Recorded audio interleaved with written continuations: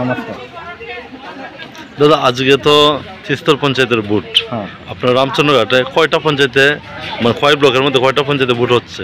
আমাদের 6 ব্লকে 5টা পঞ্চায়েত। আচ্ছা, রামচন্দ্রঘাটে হ্যাঁ, কিরকম ভোট হচ্ছে দাদা? ভোট এমনি তো ভালোই চলছে।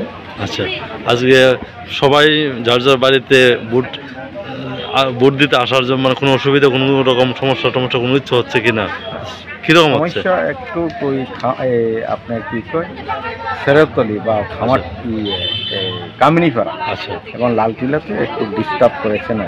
আচ্ছা, কিরকম ডিস্টার্ব হয়েছে? ডিস্টার্ব বলতে 7-8 গাড়ি আমাদের যে বিধায়ক রঞ্জিত দেববর্মা, আচ্ছা উনি 7-8 গাড়ি এডিসি বেল্টের লোক লাফানরে নিয়ে আইছে। আচ্ছা তো এইটারে নিয়ে তো স্বাভাবিক মানুষ একটু ভয় পাইছে।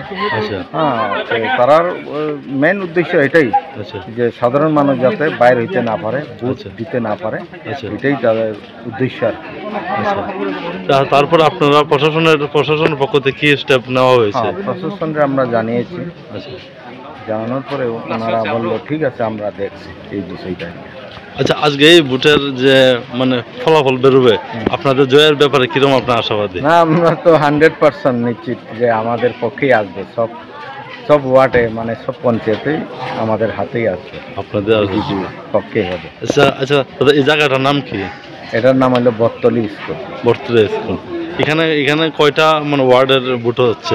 এখানে ওয়ার্ড তো 4টা ওয়ার্ড। 4টা ওয়ার্ডের ভোট হচ্ছে।